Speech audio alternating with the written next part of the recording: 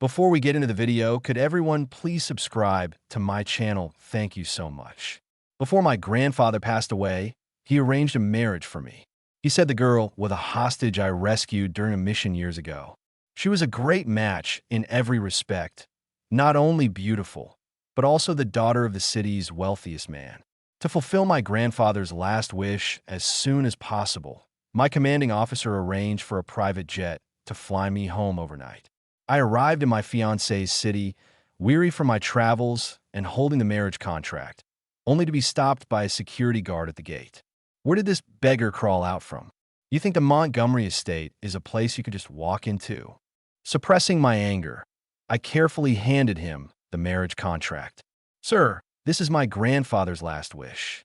Could you please inform them I'm here? He didn't even glance at it. He just tore the contract, which my grandfather had written by hand, into pieces. You must have a death wish. Bringing something from a dead man to the Montgomery family. Staring at the scattered scraps of paper, I slowly pulled my phone from my pocket. Sir, the wedding is off. Can I hold a funeral instead? Chapter 1. My CEO on the other end of the line immediately sensed something was wrong. Sincere. What's the situation over there? I glanced at the security guard, my voice devoid of any emotion. They destroyed my grandfather's marriage contract.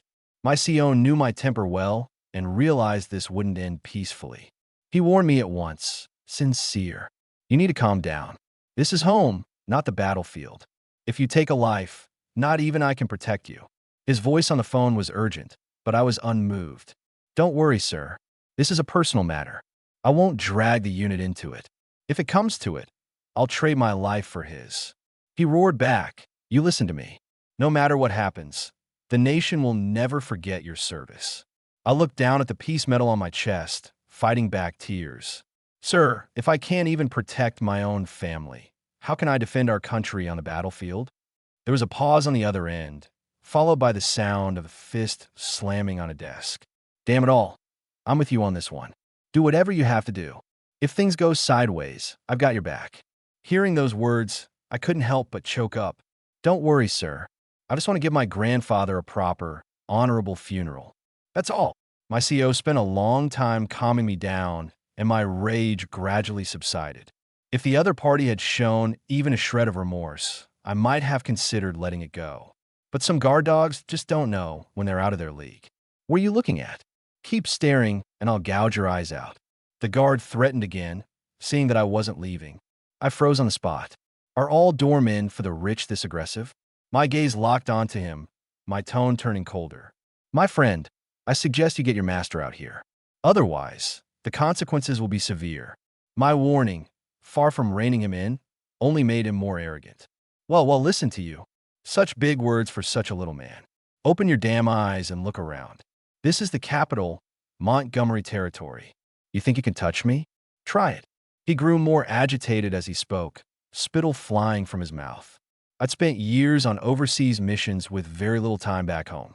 I had no idea how to deal with a low-life thug like this. His insolent attitude sent my anger soaring. A mere businessman daring to act like royalty. Pathetic. My words caused a stir among the onlookers. Damn, this kid's got balls. He's disrespecting the Montgomery family, the richest in the city. He's asking to die. This is the Montgomery estate. Even city officials need an appointment to get in. What makes him think he can just walk in? No kidding. Even the security guards are handpicked. I heard they make twice what a senior civil servant does. As the murmuring grew louder, the guard's expression became increasingly smug. You hear that? A worthless piece of trash like you with no power and no connections wants to see Miss Montgomery. Keep dreaming. I ignored their taunts. In fact, I almost wanted to laugh. A dog should know its place. Money can't solve everything in this world. Before I lose my temper, I suggest you open that gate. Or else my ass. Before I could finish, the guard rolled up his sleeves and lunged at me. What's this? I call you a dog and you actually try to bite. The guard threw several punches, none of which even touched my clothes. He became infuriated. You little bastard. I'm going to kill you today. I didn't fight back against his provocations, merely dodging his attacks. It wasn't that I was afraid of him. It was because I'd spent too long on the battlefield. I either don't strike or I strike to kill. Killing a guard dog was hardly worth jeopardizing my mission. Seeing that I refused to fight back, the guard thought I was a pushover and charged at me again. Just in the nick of time, a sharp voice roared from behind me. "Stop!" A tall young woman flanked by a group of bodyguards strode quickly toward me. "Wayne, you're the captain of security for my family. How can you just start a brawl in public?" "So, you're Victoria Montgomery, the woman my grandfather arranged for me to marry." I studied the woman before me. I had to admit, my grandfather had good taste. She was nearly 5 feet 7 inches, and the crimson dress she wore perfectly hugged her flawless figure. If I had to find a flaw, it would only be the icy coldness in her eyes as she looked at me. "Miss Montgomery, I suggest you get the full story. Or else what?" Victoria interrupted impatiently, raising a hand. Where did this nobody crawl out from, daring to tell me what to do? For a moment, I thought I had misheard. The master and the servant have the same rotten attitude. "Miss Montgomery, I hope you understand one thing. That marriage contract also had your father's signature on it. Did you think I actually want to marry you?" At my words, Victoria's expression changed instantly. "You pathetic loser, don't play these reverse psychology games with me. Do you have any idea how many men in this city are dying to marry into the Montgomery family?" I fought to control my anger and waved a dismissive hand at her. "Miss Montgomery, I don't care what other people think. To me, marrying a spoiled, ill-mannered brat like you would be worse than dying on the battlefield. As for this Montgomery family you're so proud of, I couldn't care less." The moment I finished speaking, the scene erupted. My God, this kid is insane. He's confronting Miss Montgomery to her face. Does he have a death wish? Seriously, Miss Montgomery is a goddess to every man in the capital, and this idiot doesn't appreciate his good fortune. If it were me, I wouldn't care if I was marrying in. As long as I could get into the Montgomery family, I'd be set for life.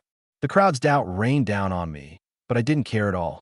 In the capital, the Montgomery family was indeed considered high society with business interests spanning the nation.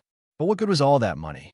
Without people like us defending the nation, it would all just end up in someone else's pocket eventually.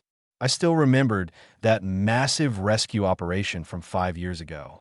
From receiving the order to successfully rescuing the hostages, my tactical team took less than an hour.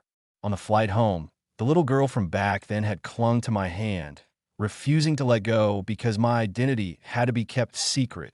It was only after Mr. Montgomery insisted on taking my grandfather's phone number that she finally agreed to go home.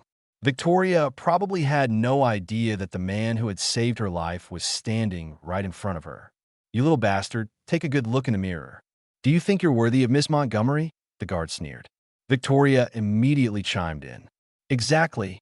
If my father wasn't forcing me to marry you, I wouldn't even spare a glance for a worthless freeloader like you." Then her tone shifted, and a cold smile appeared on her face.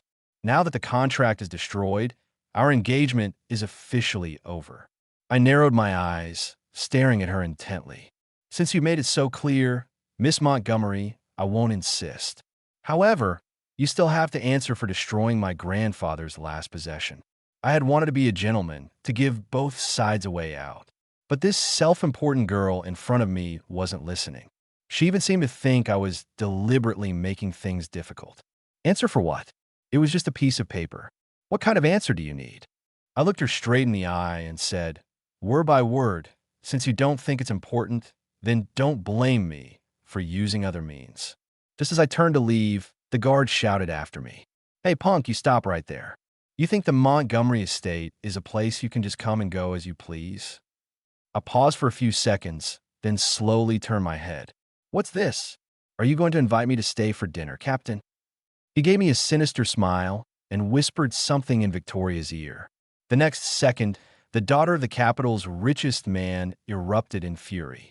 "You pathetic loser! How dare you ruin my reputation?" From the guard's expression, I could guess he was twisting the truth, turning black into white.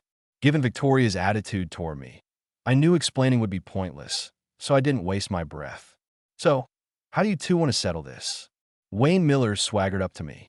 "Weren't you acting tough just now, kid? Why are you backing down?" I smirked and pointed to the security camera above us. "Don't forget the cameras, Captain. Every word you've said has been recorded." Wayne scoffed at my words.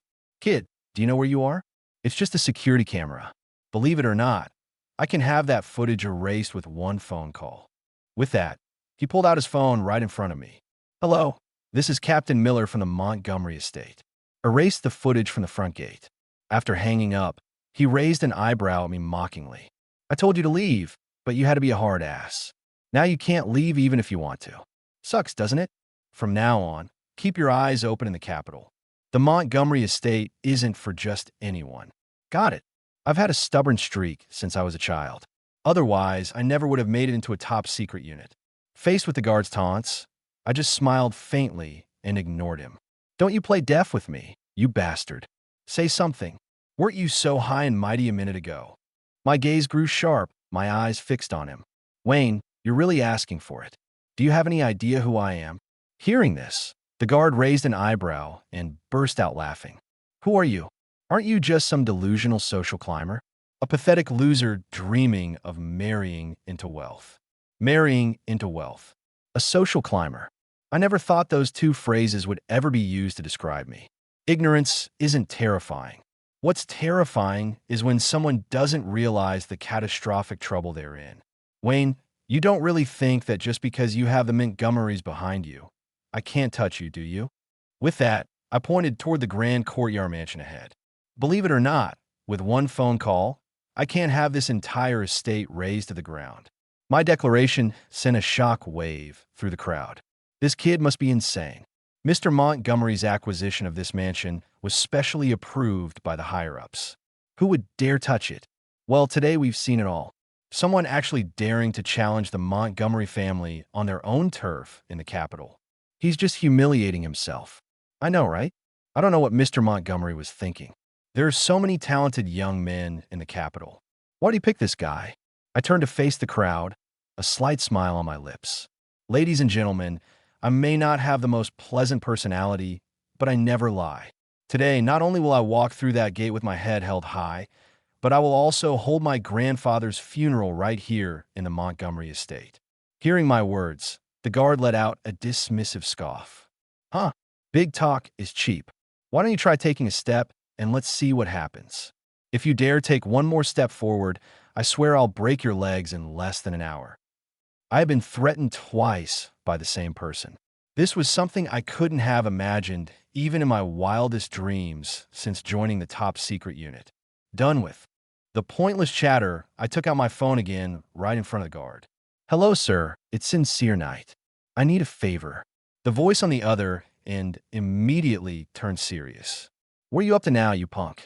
I glanced at the man opposite me and said coldly, Can you send my grandfather's coffin over? On the other end, my co-pondered for a few seconds, then let out a soft sigh. All right, just this once. Don't make a habit of it. At this point, my anger had reached its peak. Don't worry, sir. I know my limits. I won't put you in a difficult position. My CO knew my temperament and didn't waste any more words. Report your position. I'll handle the rest. Just as I was about to speak, the guard snatched the phone from my hand. Hey, you're this kid's so-called leader, right? Let me give you a little warning. The Montgomery estate isn't a place just anyone can enter. Even high-ranking city officials need an appointment. My CEO was probably stunned. In all his years, no one had ever dared to speak to him like that. He was silent for a few seconds.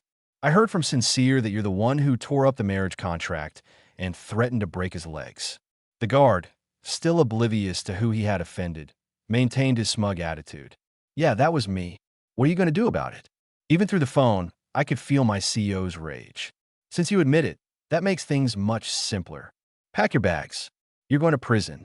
The guard was taken aback by the CEO's explosive temper and immediately shot back. You old bastard. Stop acting tough over the phone if you got the guts. Come to the Montgomery estate and arrest me yourself. Hanging up, the guard looked at me with a triumphant smirk as if showing off. Seeing this unfold, I couldn't hold it in any longer and burst out laughing. Miss Montgomery, I have to say your guard dog is certainly brave. He even dares to curse out my commanding officer. Victoria seemed completely unconcerned by my well-intentioned warning. I don't care about your damn kill. This is the Capitol. I'd like to see who dares arrest one of my family's people today. I corked my lips into a slight smile. All right, I almost forgot to tell you something. I'm a Special Forces operative who rescued you 5 years ago. Call sign Knight. Just as my words fell, someone in the crowd shouted, "Look over there." "What is that?" Everyone turned to look across the street. A convoy of a dozen black Audi SIXS with official red license plates was escorting a mahogany coffin heading straight for us in a grand procession.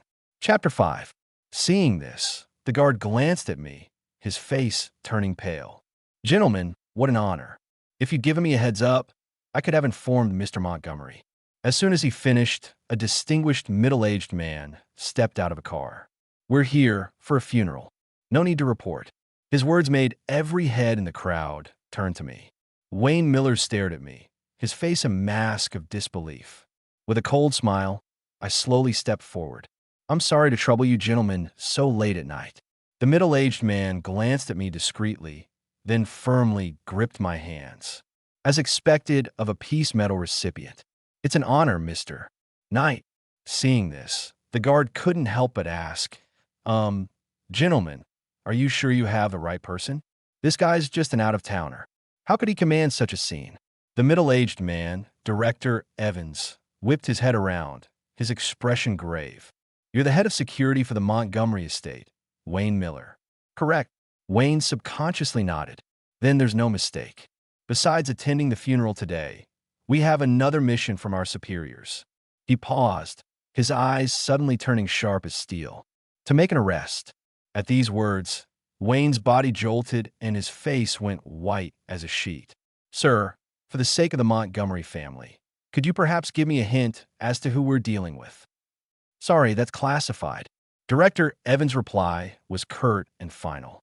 After this exchange, cold sweat beaded on Wayne's forehead. Seeing her own guard being put in his place, Victoria Montgomery felt her family's honor was on the line and quickly stepped forward. "Sir, I am Victoria Montgomery, daughter of Harrison Montgomery, chairman of the Montgomery Group. I believe I have the right to know who he is." Director Evans sighed softly, a troubled look on his face. "Miss Montgomery, I advise you not to get involved in this.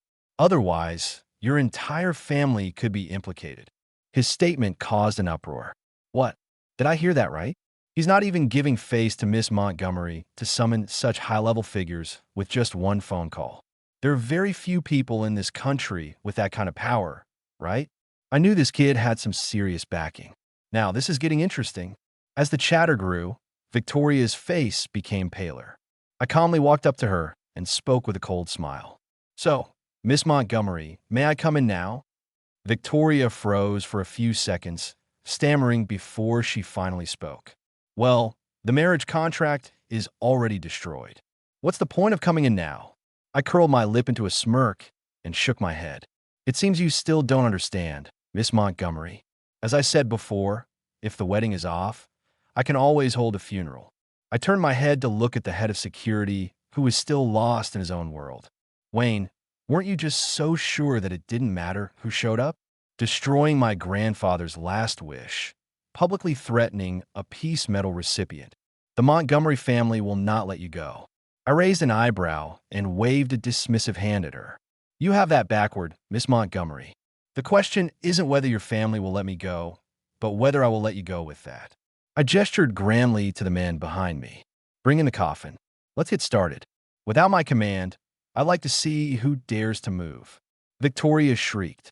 At her command, a dozen well-trained bodyguards swarmed out, surrounding me. "Stop this at once." Just in the nick of time, an urgent voice called out from a distance. In the blink of an eye, a man of impressive stature ran up to me, panting heavily. "Mr. Knight, I am so sorry. You must have been terribly alarmed." Seeing the scene before him, the capital's richest man instantly understood what had happened. He completely ignored Victoria, ran straight to me, and gave me a deep bow. "It's all my fault for not raising my daughter properly. Please, Mr. Knight, calm your anger." I quickly helped him up, a faint smile on my lips. "Mr. Montgomery, there's no need for such formalities. Half an hour ago, I just called off the engagement with your daughter. From now on, we go our separate ways. My connection to the Montgomery family is over." Harrison Montgomery opened his mouth to say something more, but seeing my cold expression, he channeled all his fury onto his daughter. With a loud smack, 5 red fingerprints appeared on Victoria's cheek. "You fool! Do you have any idea what you've done?" Victoria was clearly stunned by the slap, looking at her father in utter confusion. "Dad, why did you hit me? You just saved my life once. We could just give him more money. Why do I have to marry him?" Hearing Victoria's words, I didn't get angry. Instead, the smile on my face widened. "Let's put the marriage aside. Today, I'm just here to get justice for my grandfather." Victoria erupted in fury, apparently having already forgotten the slap from her father. "Knight, I'm warning you. Stop putting on an act. It was just a marriage contract. Why make such a big deal out of it?" Just a marriage contract, was it? That was the only memento my grandfather had left in this world. Harrison Montgomery, the only one present who knew the full truth, was sweating profusely. "Victoria, shut your mouth. I don't care what your reasons are. Apologize to Mr. Knight right now. If you keep up this nonsense, I swear I will disown you." Harrison's words were powerful and clear, reaching the ears of everyone present. The guard, who had been so arrogant just moments before, was completely bewildered. He couldn't figure out why, at my young age, I had earned such high regard from Harrison Montgomery. No, it wasn't just regard, it was reverence. "Mr. Montgomery, this kid is clearly looking down on your family. Miss Montgomery was just trying to defend your family's honor. Why are you so angry? Even if he has some connections, this is still the capital.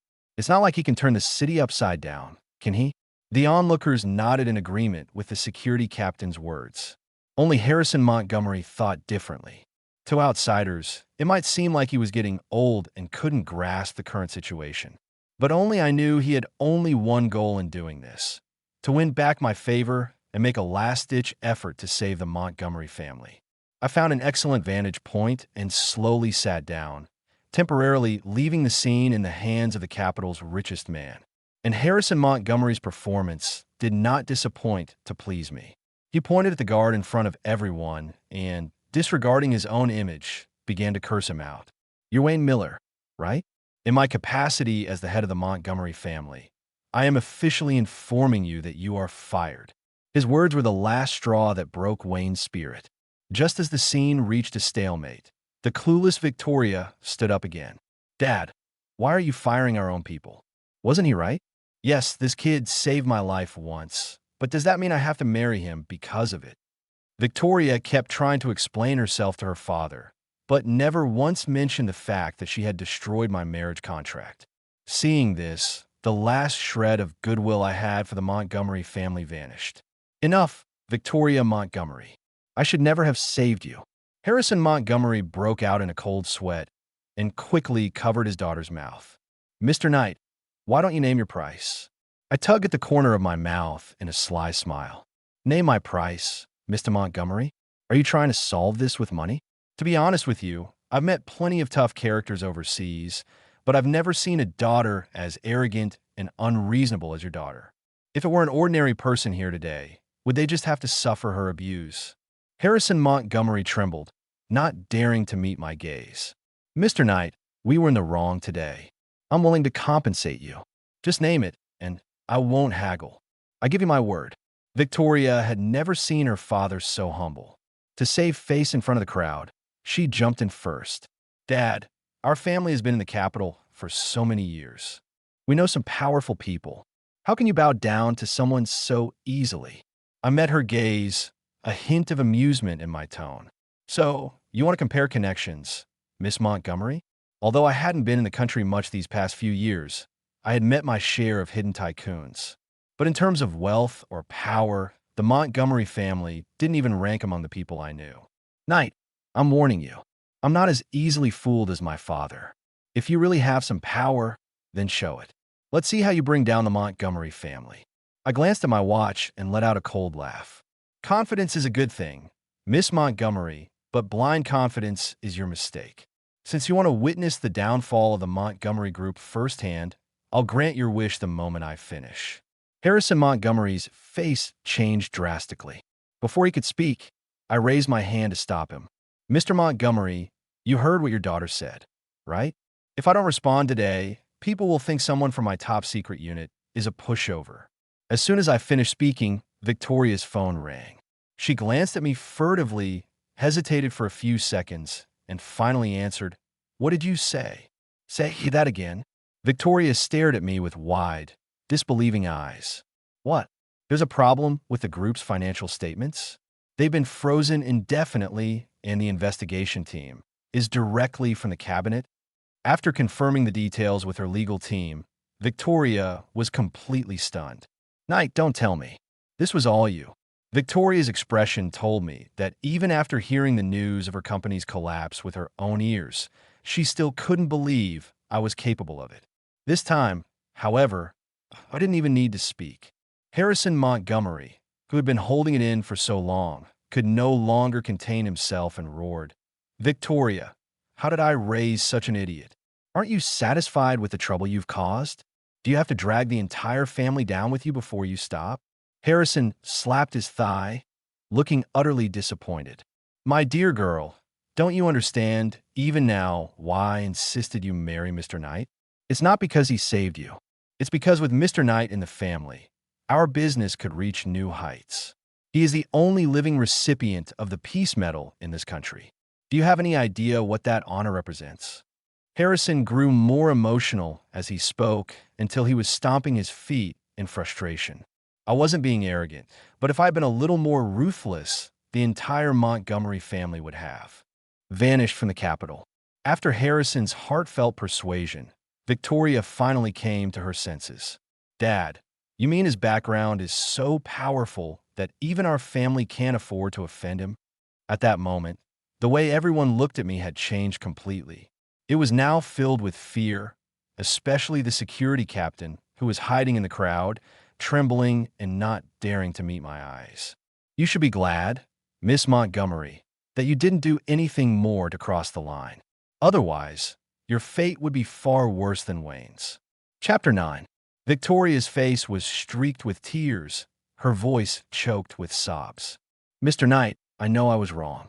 It was my fault for being blind and underestimating your power. How about this? We can go to the courthouse tomorrow and get the license. We can just pretend the whole thing about calling off the engagement was a joke." I curled my lip into a smirk. "A joke? A destroyed contract leads to a destroyed dynasty. Surely you understand that, Principal Miss Montgomery." My words hit her like a thunderclap, leaving her speechless.